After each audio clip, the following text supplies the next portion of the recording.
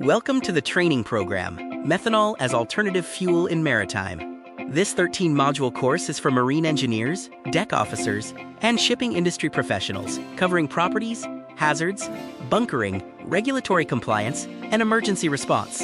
Module 1 is an introduction, setting the decarbonization context. We will review regulatory drivers and the alternative fuel landscape, including the IMO 2050 strategy. Shipping's decarbonization imperative is driven by the IMO 2023 GHG strategy to reach net zero by around 2050. Conventional fuels are becoming commercially and legally untenable due to MARPOL, EEXI, CII, EU ETS, and Fuel EU maritime regulations. Module 2 covers methanol properties, including physical properties, environmental benefits, and fundamentals of storage and handling. Key areas include its liquid state at ambient temperature, CH3OH chemistry, and low flash point. Methanol is a clear, colorless, water-miscible liquid with a large, mature supply chain. Key differences from MGO include a lower heating value, much lower flash point, and wide flammability range. Its water miscibility means it cannot be boomed or skimmed if spilled. Module 3 focuses on adoption in the maritime industry. We will review the order book trajectory, available OEM engines, and the rollout of bunkering infrastructure. These aspects signal methanol's move from niche to mainstream. The order book signal shows methanol moving from niche to mainstream, with over 250 methanol-capable vessels. Container shipping, led by Maersk, is driving this growth alongside tankers, bulkers, and PCTCs. Engine technology providers like MAN-ES, WinGD, and Wärtsilä are supporting this adoption. Module 4 examines methanol's role in decarbonization. We will explore well-to-wake pathways and the influence of Fuel EU Maritime, CII, and the EU ETS framework on achieving net zero goals. The IMO 2023 GHG strategy targets net zero by around 2050. The carbon intensity of methanol pathways varies significantly. Gray methanol is comparable to MGO, while bio and e-methanol offer strong to net zero reduction. Burning gray methanol is not a decarbonization strategy. Module 5 covers economic and strategic benefits, including capital expenditure, operational expenditure, total cost of ownership, and strategic market positioning for methanol-fueled vessels. The capital expenditure for methanol engines is about 10 to 15% more than conventional diesel, resulting in a total new build premium of 8 to 12%. Methanol systems are simpler than LNG or ammonia. OpEx is impacted by fuel price, though this is expected to close with production scale. It also offers EU ETS compliance advantages. Module 6 delves into the risks of methanol. We will cover the chemistry, toxicity, environmental impact, and operational hazards to ensure safe handling and use. Methanol is classified as a Class 3 flammable liquid and is toxic by all routes, affecting organs. It is fully water miscible and highly flammable with a wide range. Its invisible flame in daylight requires awareness, as does its heavier-than-air vapor pooling in low spaces. Module 7 is an activity, presenting a bunkering decision scenario.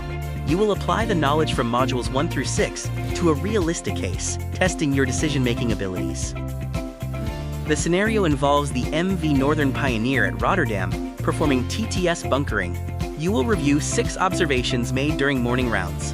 For each, you must decide whether to proceed, hold, or stop the operation, and justify your action with regulatory or procedural information.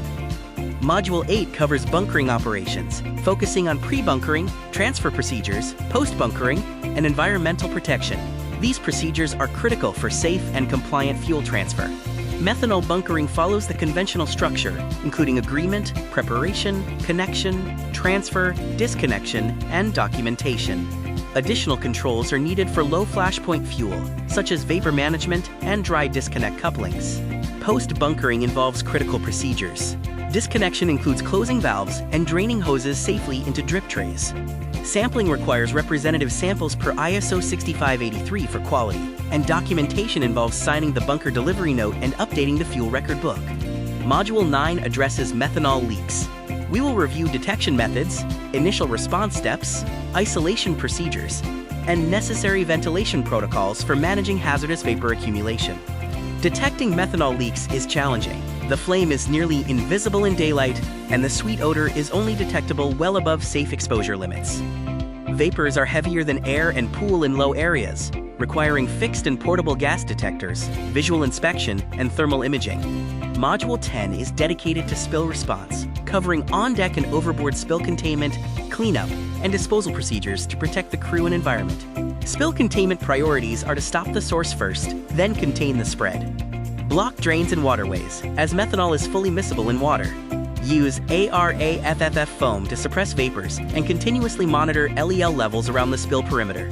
Module 11 focuses on fire response, specifically addressing invisible flame behavior, the use of ARAFFF foam, and the structured response procedure necessary for methanol fires. Methanol fires are unique due to the pale blue, nearly invisible flame in daylight. It has a low flash point of 11 degrees Celsius and a wide flammable range.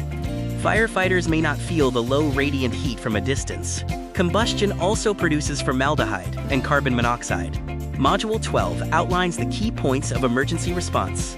This includes consolidated response priorities, essential communication protocols, and methanol-specific reminders. The response hierarchy prioritizes people first, followed by the environment, and then property. If safe action is not possible, always resort to defensive operations. Do not commit personnel to situations that exceed their training or personal protective equipment limits. Module 13 serves as the summary, providing a course recap, top takeaways, and a final knowledge check to ensure full comprehension of the material. Key takeaways emphasize that methanol is toxic, flammable, and burns with an invisible flame.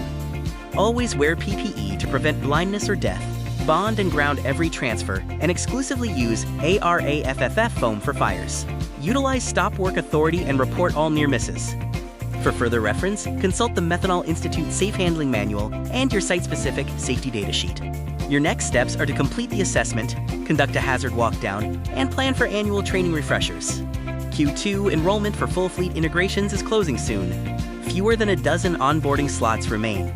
Lock in your training now by emailing info@Maritime.Studio with the subject Fleet Methanol Training.